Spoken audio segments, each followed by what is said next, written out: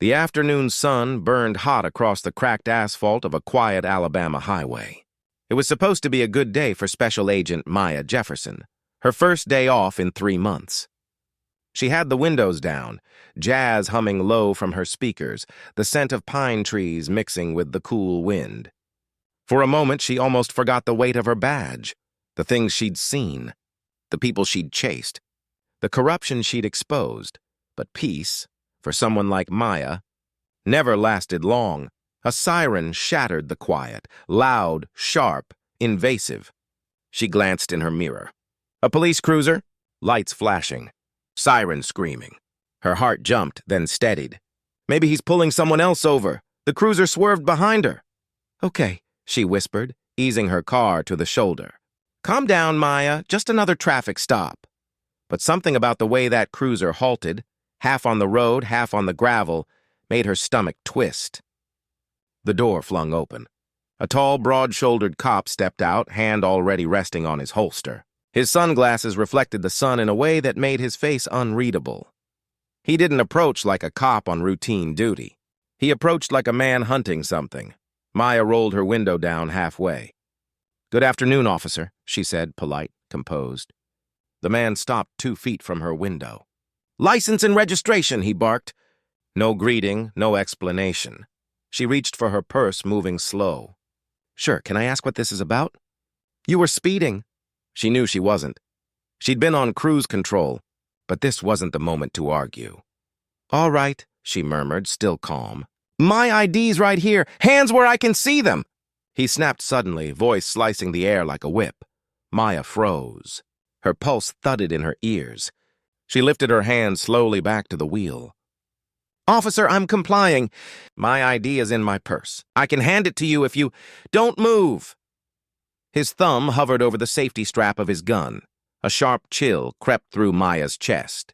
She'd been in high-risk arrests before. She'd faced fugitives twice this man's danger level. But never like this. Never with her life on the line for simply existing. "Officer," she said carefully, keeping her tone steady. "I'm reaching for my wallet. Slowly. I am a federal agent." He cut her off with a laugh. "Federal agent?" He stepped closer, crouched a little, trying to see through her window. "You think that badge trick's gonna work on me?" "I've seen it before.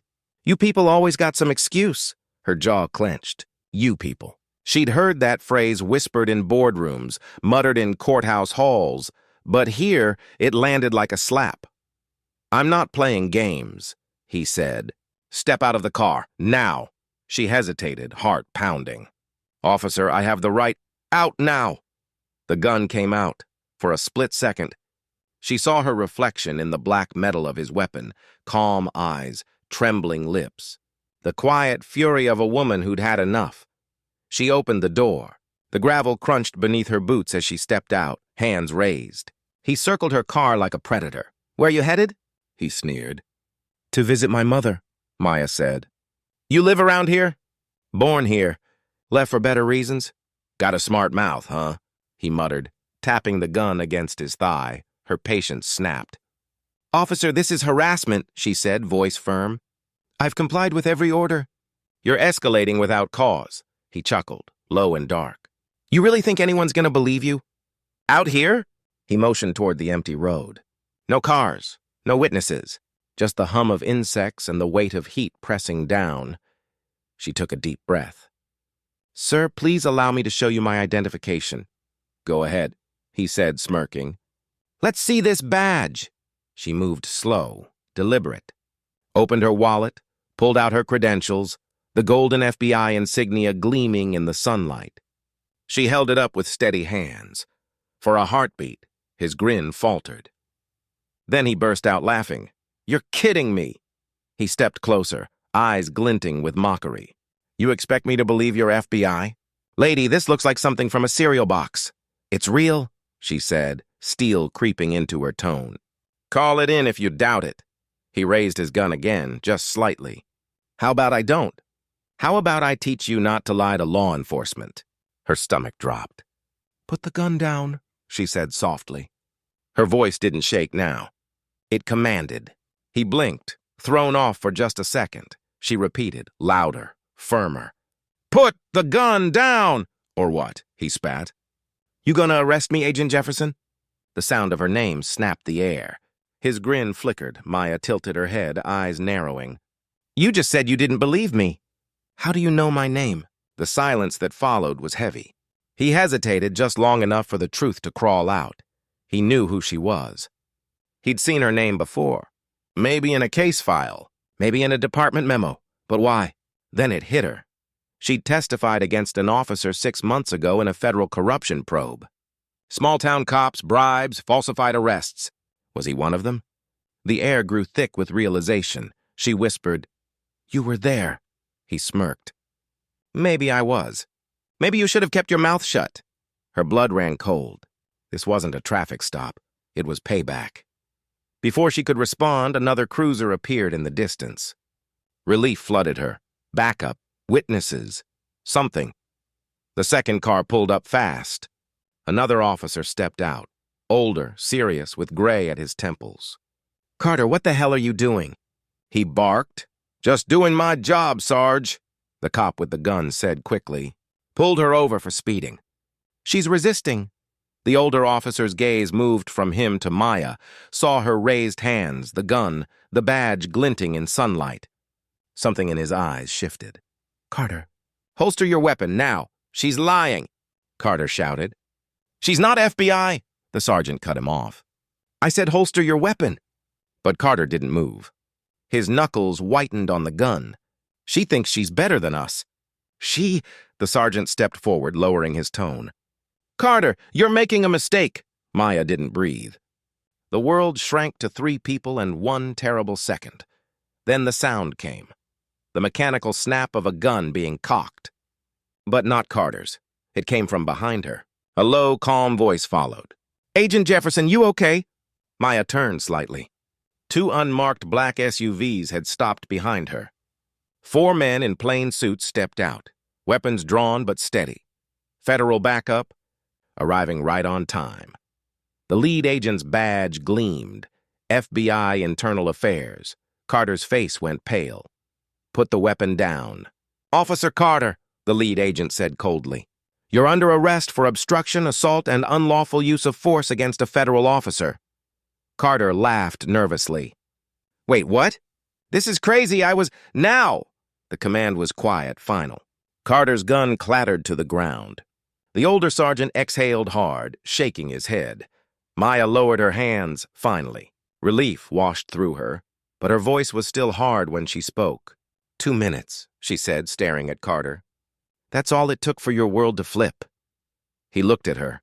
Confusion, anger, disbelief, all mixed into one ugly silence. 2 minutes, she repeated. You pulled your gun. You laughed at my badge. And now you're the one in cuffs.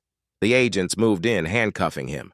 His bravado crumbled into muttered curses and hollow protests. As they led him away, Maya stood still, letting the moment sink in. The heat, the tension, the release. Her chest ached, but her eyes stayed sharp. The sergeant turned to her. Agent Jefferson, I'm sorry. I didn't know. She held up a hand. Don't apologize for him. Just make sure no one else like him hides behind that badge. He nodded slowly, eyes heavy with shame. She got back in her car, hands trembling slightly on the wheel. The engine purred to life. As she drove off, the sun dipped lower, painting the sky in red and gold, like the closing of one chapter and the beginning of something far greater. But inside, Maya knew this wasn't over. One bad cop was down, but a whole system was still standing, and she'd just become its biggest threat. Morning sunlight streamed through the blinds of Maya Jefferson's apartment, painting golden bars across the walls, but the warmth did nothing to ease the chill inside her chest. Her phone buzzed endlessly. News outlets, FBI communications, social media notifications. The video had gone viral overnight. Someone had filmed everything, the gun, the laughter, the arrest. Millions had watched, millions had shared. The headline burned across every screen. Local cop arrested after pulling gun on black FBI agent. Maya stared at the screen, unread messages flooding in. Some were messages of support. Thank you for standing strong. You showed the world the truth. But others carried venom. You disgraced law enforcement. You set us back years. Hope you're proud? Traitor. She shut the phone off and exhaled slowly. Peace was over. Now came the storm. 2 floors down, in the small cafe beneath her building, the TV blared the same footage. A handful of people watched as the clip replayed. Carter's laughter the moment the black SUVs arrived, his handcuffs snapping shut. Behind the counter, the barista looked up as Maya entered. "Agent Jefferson," she said softly. "That was you, wasn't it?" Maya forced a smile. "Yeah, coffee black, please." The barista hesitated. "You did the right thing." "Sometimes the right thing feels like a target on your back," Maya muttered. The barista nodded knowingly. "Then maybe you're aiming at the right people." Back at FBI headquarters, tension hung thick in the air. The moment Maya walked through the front doors, every conversation in the lobby seemed to falter for half a second.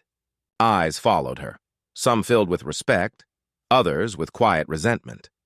Agent Ryan Cole, her longtime partner, met her by the elevator. "You sure about coming in today?" he asked, lowering his voice. "Why wouldn't I be?" "Because the Bureau's in damage control mode. Internal Affairs is reviewing the arrest, the director's office is getting calls from every police union in the state, and—" "Let me guess," she interrupted. "They're blaming me for doing my job?" Ryan gave a weary shrug. "They're saying you provoked him. That maybe you escalated?" Her jaw tightened. "I followed every rule. Every protocol, I know," he said quickly. "But perception matters more than truth right now. You embarrassed a department, Maya. They won't forgive that." She stepped closer, eyes hard. "Then let them try not to. I've spent my career chasing criminals in suits and uniforms. I'm not stopping now." The elevator doors slid open, the metallic ding echoing like a warning bell. The assistant director's office was quiet when she entered. 3 people waited inside. Assistant Director Hughes, a woman with sharp eyes and a voice that could cut glass. Deputy Chief Rourke, head of Internal Affairs. And a man Maya didn't recognize. A state police liaison. "Maya," Hughes began, gesturing for her to sit. "We need to discuss the fallout." She remained standing. "Fallout from an arrest that followed protocol?" Rourke folded his hands. "From an incident that's gone public in a way we can't control. The Bureau is getting pressure to de-escalate the situation. The police union wants Carter released pending further investigation." Maya's head snapped up. "Released? He pulled a gun on a federal agent." The liaison finally spoke. "We're aware. But Carter's attorney claims he didn't know you were an agent, that you made sudden movements, that he feared for his safety." A bitter laugh escaped her lips. "Of course. The oldest excuse in the book." "Maya," Hughes said carefully, "we need you to take a temporary leave. Until the review concludes." Her pulse spiked. "You're benching me? For being the victim?" "This isn't punishment," Hughes said, though her tone was too smooth, too rehearsed. "It's protection. For you and the Bureau." Maya leaned forward. "With all due respect, ma'am, protection looks a lot like silence from where I'm standing." The room went still. Hughes sighed. "You're too valuable to lose, Maya, but right now you're a symbol. And symbols draw fire." "Then let them shoot," she whispered, her voice trembling with anger. "Because I'm done playing quiet." By evening, the backlash had fully erupted. News anchors debated her behavior. Online trolls dissected her every gesture. A commentator on one channel smirked and said, "If she really was FBI, why didn't she defuse the situation better?" She turned off the TV and sank into her couch. The city lights outside glowed through her window, cold, distant, indifferent. Then came the knock, 3 sharp raps on her door. She froze, listening. Another knock.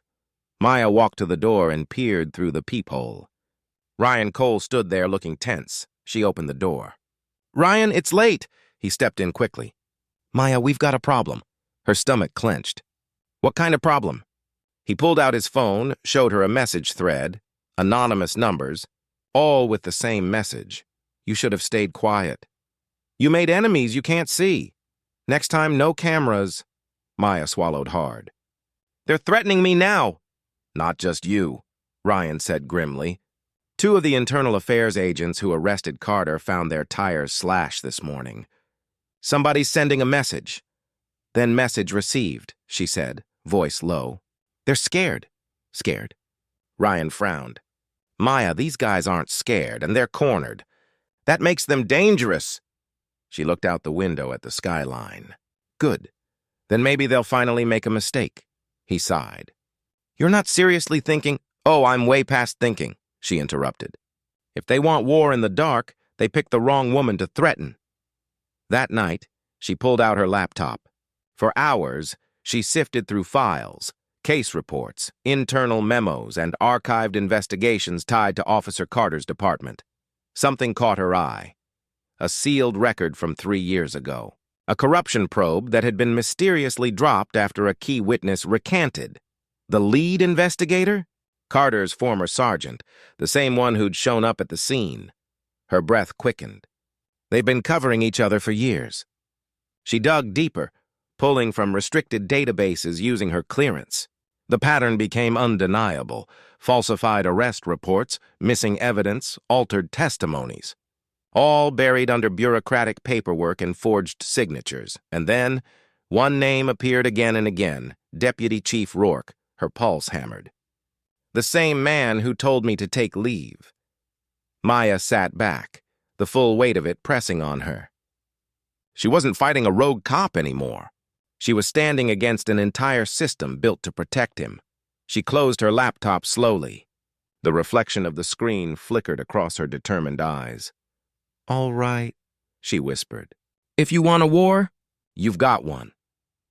At that same moment, across town, in a dimly lit bar filled with smoke and whispers, Officer Carter sat in a booth with 2 men. His wrists still bore faint red lines from the handcuffs. You're out faster than expected, one man said. Carter smirked bitterly. Connections. They take care of their own. The other man leaned forward. She's not done, you know. Jefferson, she's digging. Carter's eyes darkened. Then we'll bury her before she finds anything. Rain poured across the city in relentless sheets, painting everything in silver and shadow. The streetlights flickered like dying candles as Special Agent Maya Jefferson sat inside her parked car, eyes fixed on the police precinct across the street. Her fingers drummed the steering wheel. 1, 2, 3 beats. The same rhythm she used when she needed to think clearly under pressure. Inside that building was the man who tried to kill her. And behind him, a network of officers, lawyers, and officials who'd built their careers on lies. Now she was going to take them all down. The plan had been forming for days, quietly, methodically. After discovering Deputy Chief Rourke's name buried in the corruption files, Maya had sent encrypted copies of everything to a trusted contact, Agent Sofia Ramirez, one of the few in internal affairs she still believed in. Together, they'd built a strategy, an undercover investigation designed to expose the rot from the inside. But there was a problem. Rourke was no fool. He'd seen whistleblowers before, and he knew how to silence them before they got loud. If Maya made one wrong move, she wouldn't just lose her career. She'd disappear from the record entirely. Still, she couldn't walk away. As the rain tapped against her windshield, she whispered to herself, "You wanted justice. Maya, now earn it." 2 days later, she walked back into the bureau, wearing a mask of calm she didn't feel. The halls buzzed with tension, whispers that she'd gone rogue, that she was obsessed with Carter's case. Agent Ryan Cole caught up with her by the elevators. "You sure you're ready for this?" She gave him a half smile. "No, but ready doesn't matter anymore," he frowned. "Just promise me you won't do anything that gets you suspended for real." "Suspension's not the thing I'm worried about," she said quietly. The elevator doors opened, and she stepped inside, descending into the Bureau's basement archives. That's where the hidden files lived, the ones people pretended didn't exist. The room was cold, dimly lit, filled with rows of steel cabinets and the smell of dust and ink. Maya unlocked one of the drawers marked Closed Investigations, 2017-2019. Her hands moved fast, pulling file after file, arrest logs, chain of custody reports, sealed warrants. And then she saw it. Case Thakakakar F7814, Operation Iron Gate. She opened the folder. The first page was an arrest report signed by Rourke himself, linked to multiple gang raids that had led to dozens of wrongful imprisonments. Evidence seized during those raids had gone missing. The officers involved? Carter and 3 others, all part of the same precinct. Maya's throat tightened. So this is what you buried. But before she could copy the documents, a sound echoed down the hallway. Footsteps, slow, purposeful. She froze, every muscle tightening. The door opened. A tall silhouette appeared. Rourke. "Well, well," he said, his voice low and calm. "I thought I told you to take some time off, Agent Jefferson." Maya's pulse spiked, but she forced her expression neutral. "I'm just tying up some paperwork." He stepped closer, eyes glinting. "Paperwork that requires access to sealed corruption files?" She met his stare evenly. "You said I needed rest. Reading old files helps me sleep." Rourke chuckled darkly. "You're not nearly as clever as you think." Maya slowly closed the file and slipped it back into the drawer. "Maybe not, but I'm smart enough to know when someone's hiding something." He stopped a few feet away from her. "You're playing with fire, Jefferson. And fire tends to burn everything it touches, including you." She held his gaze. "Then I guess I'll see how much heat I can handle." The air between them thickened with silent defiance. Then Rourke leaned closer, whispering, "You think the Bureau will protect you? You think that badge gives you power? It doesn't. It just paints a target." Maya stepped forward, unflinching. "Maybe, but at least they'll see who aimed for me." He smirked, turned, and walked away, leaving her alone in the echo of his threat. Her heart pounded, but she didn't move. She'd confirmed what she needed. Rourke knew she was getting close. That night, Maya met Sophia in an underground parking garage, away from cameras, away from listening ears. Sophia's face was pale under the dim lights. "You shouldn't have confronted him." "I didn't," Maya replied. "He found me," Sophia cursed under her breath.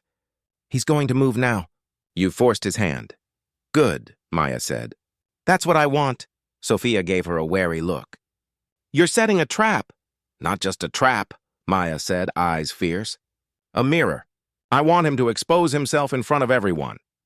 She opened her laptop and brought up a digital layout of the precinct's surveillance feeds. Tomorrow night, Rourke's hosting a retirement party for one of his old partners, the same precinct Carter came from. Every officer in that network will be there, and so will we. Sophia frowned. "You're walking into a nest of snakes." "Maybe," Maya said quietly. "But I've got the antidote." The next evening, the party buzzed with forced laughter, cheap whiskey, and the hollow sound of false brotherhood.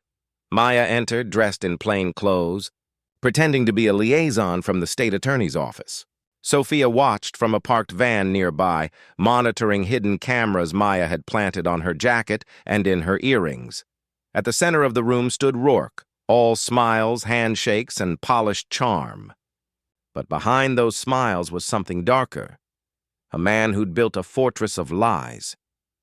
When he spotted her, his grin faltered slightly. "Agent Jefferson," he greeted, voice dripping with mock warmth. "Didn't expect to see you here." She smiled back. "I go where the truth is. Thought this might be a good place to find some." He leaned in close. "Careful. You're not welcome here." Neither was Carter, she said softly. But he seemed to make himself right at home. A flicker of anger flashed in his eyes. As the night went on, Maya moved through the crowd, listening. Men bragged about cleaning up the streets, laughing about favors done for judges and city council members. Every conversation was another thread in the web. Then, near the bar, she caught a whisper that froze her cold. "She doesn't even know the half of it. Rourke said if she keeps digging, she'll get what that reporter got." Maya turned sharply. 2 officers were talking, one of them holding a phone. "What reporter?" she asked, her tone casual. The man smirked. "Oh, you know. The one who tried to expose our heroic department 3 years ago. Car accident, poor guy. Tragic. Her blood ran cold." She'd seen the name in the files. Evan Claiborne, investigative journalist. Case closed as vehicular malfunction. Now she knew the truth. "Excuse me," she said quietly. Slipping away from them, Sophia's voice crackled in her earpiece. "Maya, you're pushing too deep." "Get out!" "Not yet," Maya whispered. "We've almost got them." She walked toward the back room, a restricted area guarded by 2 officers. Inside was where Rourke's private office sat. "Authorized personnel only," one guard said. Maya smiled faintly. "Oh, I'm authorized." Before they could react, she flashed her real badge. "FBI Internal Affairs. Step aside." They hesitated, then moved reluctantly. Inside, the room was lined with trophies, commendations, and a single safe in the corner. She plugged a small flash scanner into the keypad, a bureau-issued decryption tool. Come on," she muttered. The lock clicked open. Inside were stacks of cash, memory drives, and a folder marked Claiborne. She opened it and gasped. Photos of the reporter's wrecked car, police reports falsified, and one chilling note scrawled in pen, handled by C. Carter. Her throat tightened. They'd killed him to bury the truth. But before she could pull her phone to document it, a voice behind her said, "Looking for something?" "Rourke." He stood in the doorway, gun drawn. Maya didn't move. "Put it down," he said quietly. "You've made enough trouble." Her hand hovered over the file. "You killed him!" He smiled faintly. "He killed himself, officially." "You can't bury the truth forever." He took a step closer. "No, but I can bury you." A click echoed through the room. Not from Rourke's gun, but from Maya's earring. "Live transmission." Sophia's voice whispered through his own earpiece from the van. "Smile for the cameras, Deputy Chief. You're on live feed." Rourke's face paled. "What?" Red and blue lights flashed outside the windows. FBI SUVs swarmed the parking lot. Officers rushed in, shouting commands. Rourke lunged, but Maya grabbed his wrist, slamming his hand against the wall. The gun clattered to the floor. As agents burst through the door, she stepped back. "Chest heaving! Deputy Chief Rourke!" Sophia's voice rang out as she entered. "You're under arrest for obstruction of justice, conspiracy, and murder in the cover-up of Operation Iron Gate." Rourke glared at Maya as the cuffs clicked shut. "You think this ends with me?" he hissed. She leaned close. "No," she said. "It ends with the truth." Later that night, Maya stood on the precinct steps, rain washing over her. Ryan approached, holding an umbrella. "You did it," she shook her head slowly. "No, I started it," he frowned. "What do you mean?" She looked out at the flashing lights. "You don't tear down corruption by arresting one man. You do it by forcing the world to see it. And now they will." Lightning flashed across the sky, and in its glow, Maya's face looked both exhausted and unbreakable, because the storm she'd unleashed, the one meant to destroy her, was now cleaning everything it touched. But deep in the shadows of the city, a new voice whispered, she made her move. Now it's ours. The next morning, every major network in America carried the same breaking headline. FBI Deputy Chief arrested in corruption and murder conspiracy. Video footage of Rourke's arrest flooded the airwaves, his face pale under flashing sirens, his wrists cuffed, his glare fixed squarely on the camera. And beside him, standing firm in the rain, was Agent Maya Jefferson. She didn't want the attention, but she knew what it meant. For years, people had whispered about corruption in law enforcement, stories buried, victims forgotten, good cops silenced. Now, for the first time, the truth had a face. Hers. Inside FBI headquarters, chaos reigned. Meetings stretched through the night. Phones rang nonstop. The Bureau was bleeding credibility, and every politician, prosecutor, and police union in the country wanted someone to blame. And the easiest target was Maya Jefferson. Assistant Director Hughes stood at the head of a crowded conference room, her voice sharp and cold. Agent Jefferson acted outside her jurisdiction, she declared. She infiltrated an ongoing operation without clearance, compromised internal security, and leaked live footage to the media. Maya sat across from her, expression calm but eyes burning. You're twisting the truth. That footage wasn't leaked. It was evidence. And if I hadn't gone in, Rourke would still be covering up murder. A low murmur spread through the room. Deputy Director Lang, an older man with a tone like gravel, leaned forward. Agent Jefferson, do you realize what you've done? You've exposed not just one man, but an entire network of federal oversight. The Bureau's integrity is in question nationwide. Then maybe it's time it was, Maya shot back. Hughes slammed her palm against the table. That's enough. The room went silent. Hughes's eyes narrowed. You think you're a hero, Agent Jefferson? But heroes don't destabilize institutions. They don't break ranks. Maya stood. And what do they do, ma'am? Stay quiet while good men die? Pretend that justice means protecting the powerful? Hughes's voice softened, dangerously so. You've made yourself a symbol, Jefferson. Symbols burn bright, and then they burn out. Take my advice. Disappear before they make you disappear. Maya met her gaze steadily. I'm not going anywhere. The tension in the room was electric. Finally, Lang exhaled. This meeting is over. Jefferson, hand over your badge and sidearm pending further review. Her breath caught. You're suspending me? Effective immediately. Maya stared at him, then slowly unpinned her badge and placed it on the table. The metallic clink echoed louder than any shout could have. Outside the building, the sky was gray, heavy with storm clouds again.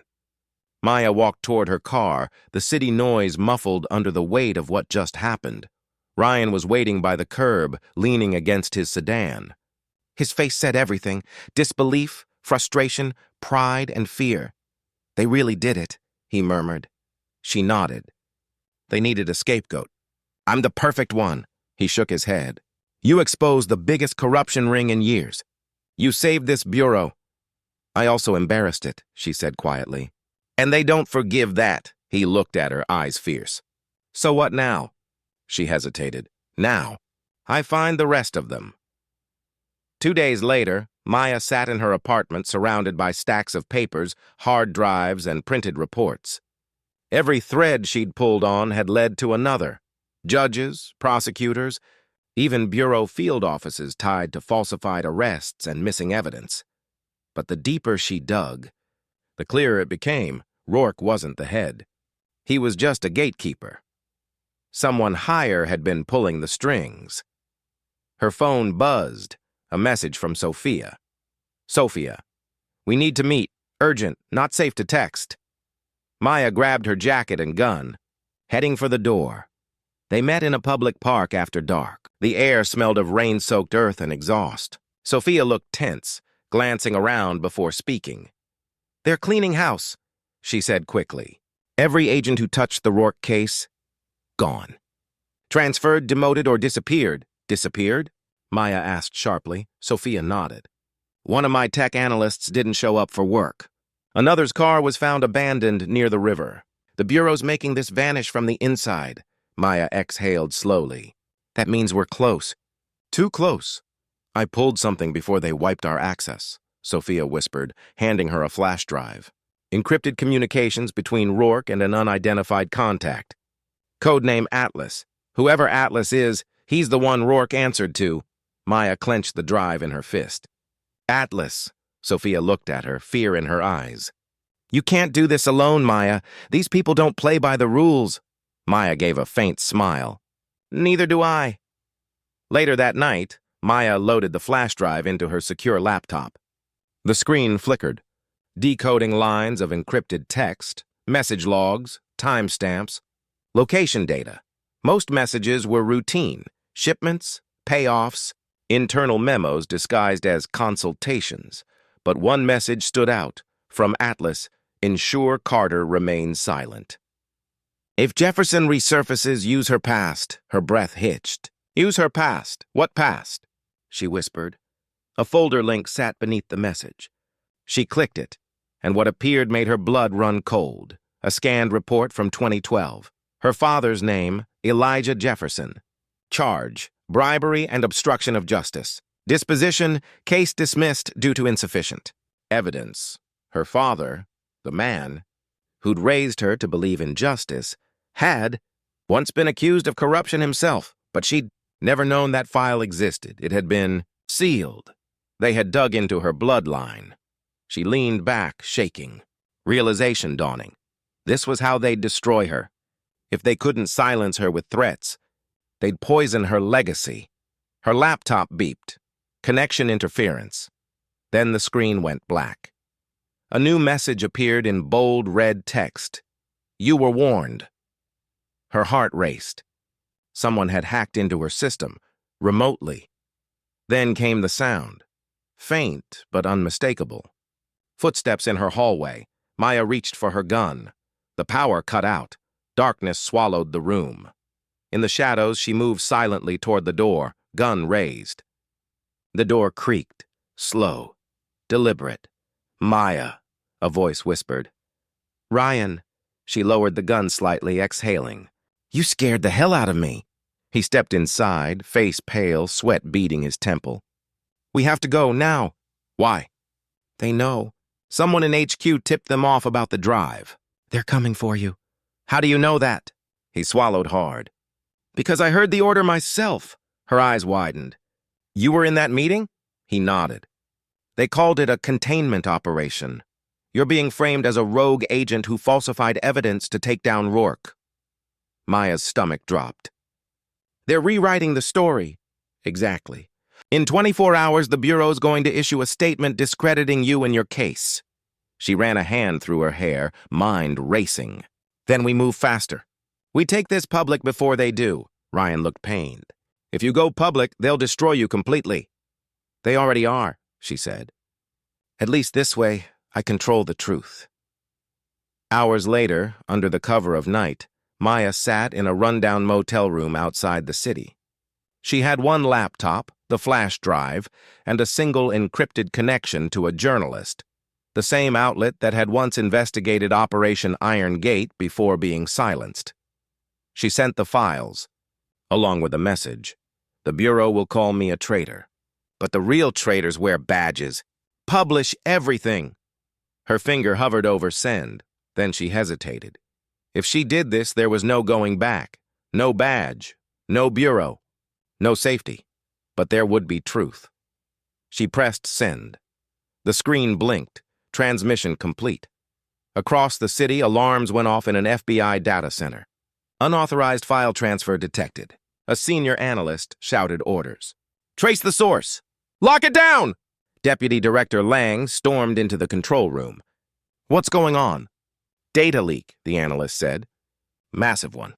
Internal files from the Rourke investigation. Sent to the press. Lang's face turned white. Who did it? The analyst hesitated. It's Agent Jefferson, sir. She's broadcasting from a private server. Lang clenched his jaw. Find her! The next morning, the world woke up to the truth. Major networks and online outlets released thousands of documents, evidence of coordinated corruption, judicial cover-ups, and years of falsified reports. Rourke wasn't alone. At least 5 senior officials were implicated. But the biggest shock was the internal Bureau memo that leaked with it, signed by Lang himself, authorizing suppression of the earlier investigation. Within hours, Lang resigned. Hughes went silent. Public outrage exploded. And somewhere, hidden in a motel far from the city, Maya watched it unfold on a flickering TV. Her phone buzzed. It was Sophia. You did it. Maya smiled faintly. No, we did it. But her relief was short-lived. The next moment, she noticed the reflection in the TV screen, headlights approaching the motel, fast. Ryan's voice came through her earpiece, panicked. Maya, they traced the signal. Get out! She grabbed her gun, laptop, and flash drive, heart hammering. The sound of engines grew louder outside. She ran for the back door, rain pouring again, wind howling. Behind her, boots hit the pavement. Voices shouted her name. Maya Jefferson! FBI, drop your weapon! She didn't stop running, because she knew the storm wasn't over. It was just beginning. Rain poured like bullets against the cracked motel windows. Maya Jefferson stood in the dark, chest heaving, pistol trembling slightly in her hand. Outside, sirens wailed. Not the kind that came to rescue, but the kind that came to erase. Ryan's voice crackled over the comm again. Desperate. They've got your location. Maya, get out now. Back exit, go left down the alley. Copy, she whispered, moving fast. The door burst open behind her, splinters, shouting, flashlights cutting through the dark. Maya Jefferson! Drop the weapon! She didn't hesitate. She dove through the back door, glass shattering, sprinting barefoot into the alley. Cold water splashed around her as boots thundered close behind. Rain and adrenaline blurred everything. The night swallowed her whole.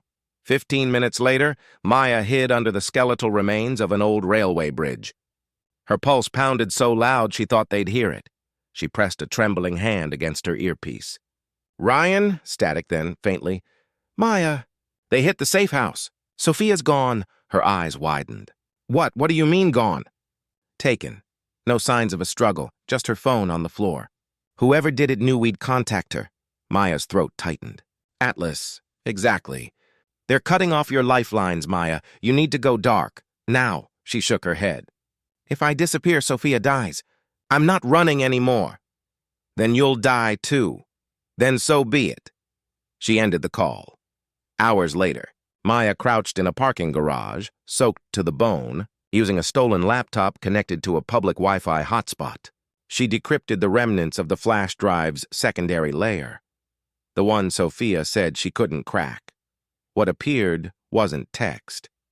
It was video, grainy, time-stamped 6 months earlier.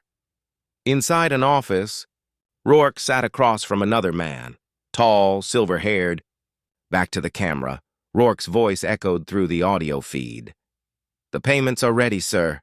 The operation is moving smoothly, the man responded, calm and chillingly confident. Good. But if Jefferson keeps digging, we'll make her part of the story instead of the end of it. Maya froze.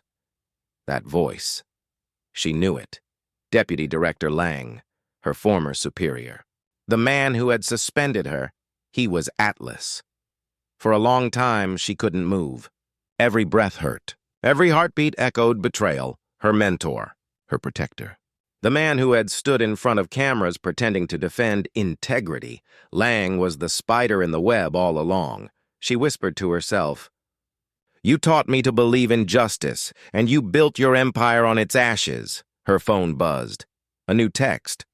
From an unknown number. Unknown, stop digging. We have Sophia. Come alone if you ever want to see her alive. Location, 211 Riverside Terminal. Midnight. Her jaw clenched. It was a trap. But she was done running. Midnight, Riverside Terminal. The old shipping yard stretched like a graveyard of steel. Floodlights flickered across stacked containers, painting long shadows that seemed to breathe. Maya moved between them, her boots silent on the wet ground, pistol gripped tight. Every instinct screamed danger. Every ounce of her training told her to walk away, but she couldn't. Sophia's muffled voice reached her ears, faint, terrified, from somewhere ahead. Sophia? Maya whispered. Here. Maya, A spotlight flared. Gunfire cracked through the night. Maya dove behind a container. Bullets sparking off metal. Then came the voice. Calm.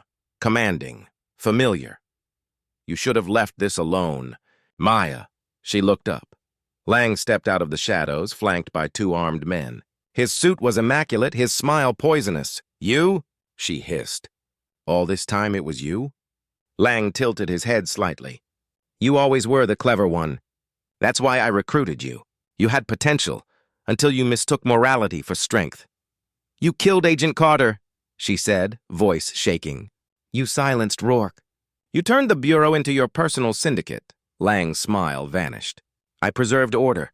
You think America runs on justice? It runs on control. People like you, idealists, are dangerous. Then call me dangerous, she said, stepping out, gun raised. He chuckled. Do you think you'll walk out of here alive? She glanced past him. Sophia tied to a post, eyes pleading. I'm not here to walk out, Maya said. I'm here to end it. Lang raised his hand, a signal. His men opened fire. Maya rolled behind a forklift, returning shots, moving fast, precise, tactical. 2 men down, 1 left, a bullet grazed her shoulder. Pain seared white hot, but she kept moving. She ducked behind another crate.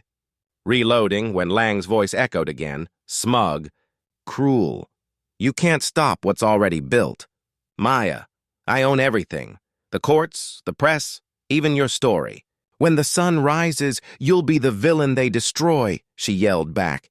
Then I'll die telling the truth. Lightning flashed overhead, and then, a sound she hadn't expected. A gunshot, not hers. Lang staggered, looking down at his chest, eyes wide. Sophia stood behind him, trembling, holding one of the guard's pistols. You talk too much, she whispered. Lang fell to his knees, coughing blood. You have no idea what you've done. Maya limped toward him, voice cold. No, Lang. You have no idea what you taught me. He collapsed, the rain washing away the last of his lies. The silence after was deafening. Maya dropped to her knees beside Sophia, untying her ropes. You okay? Sophia nodded weakly. You came. Always. But even as she said it, Maya knew they weren't safe.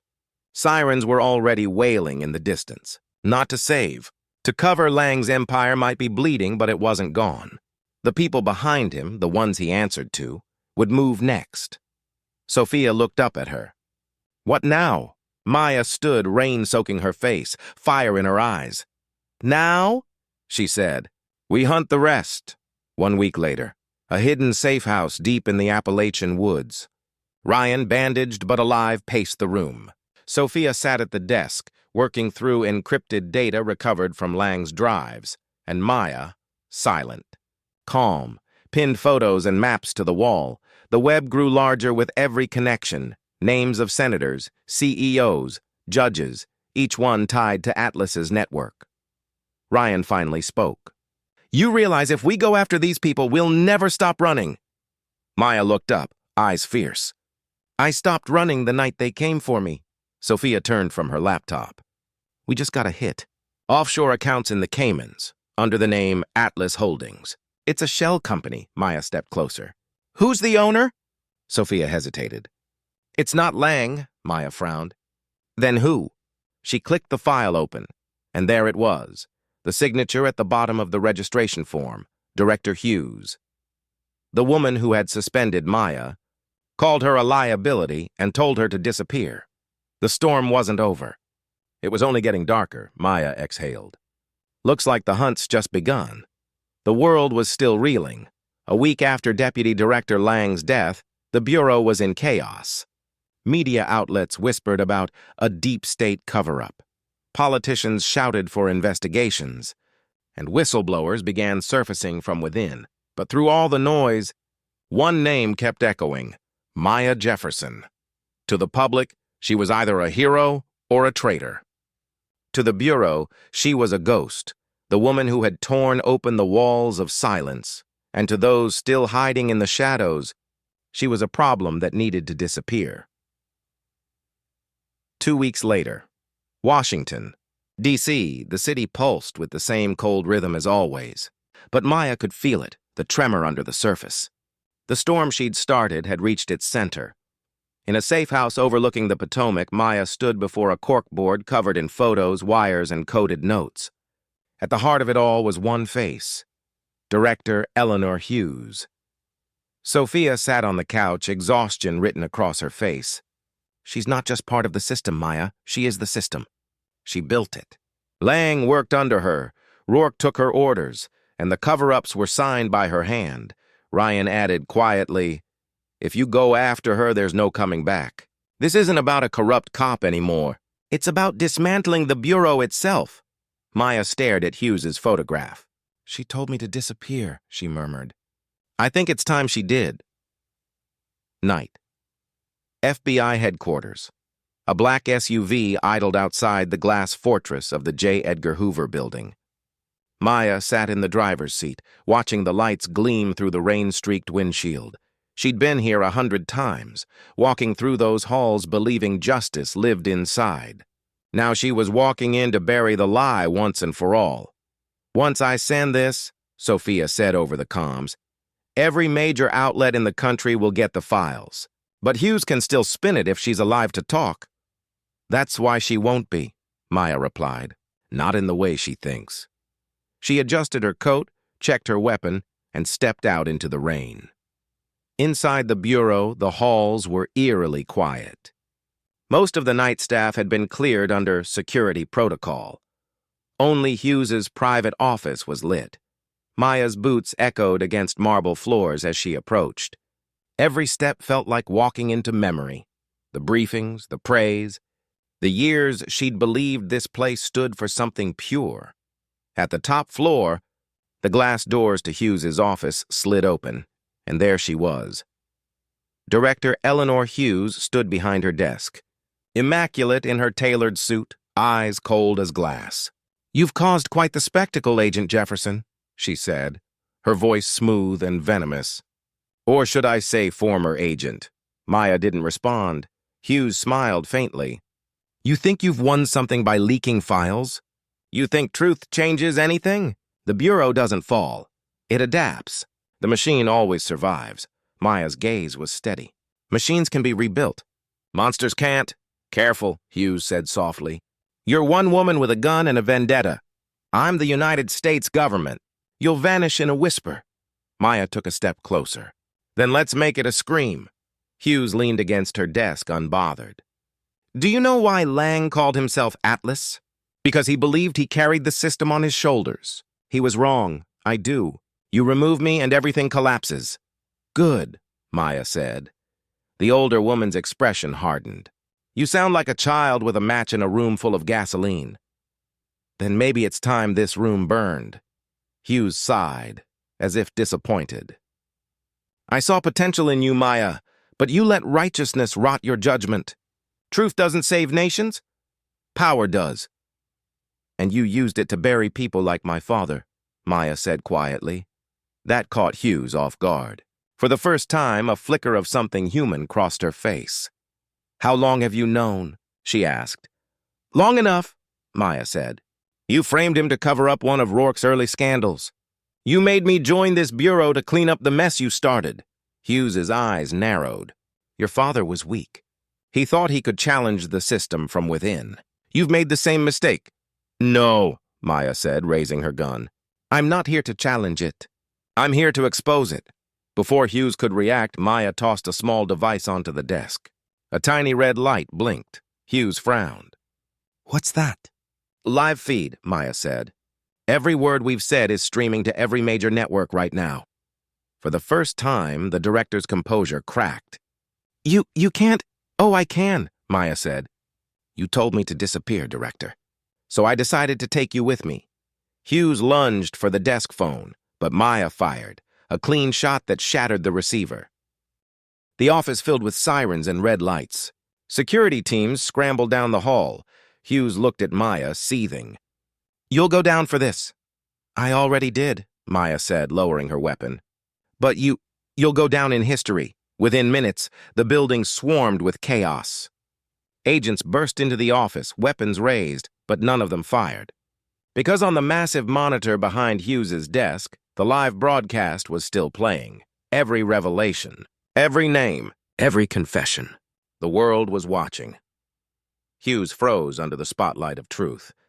Her empire, her power, her control, gone in seconds. Maya dropped her gun and raised her hands calmly. "It's over."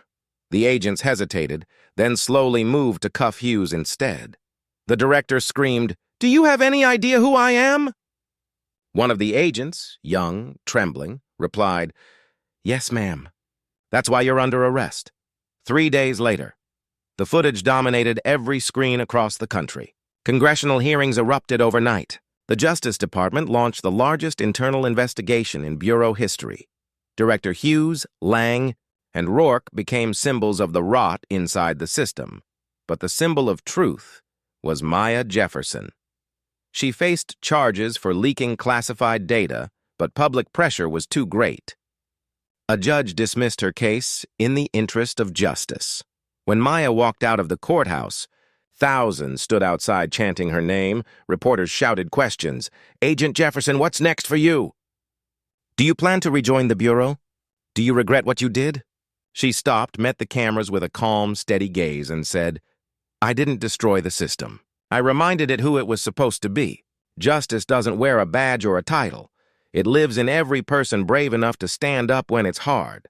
If one woman with a truth can make the powerful tremble, imagine what happens when we all stop being afraid.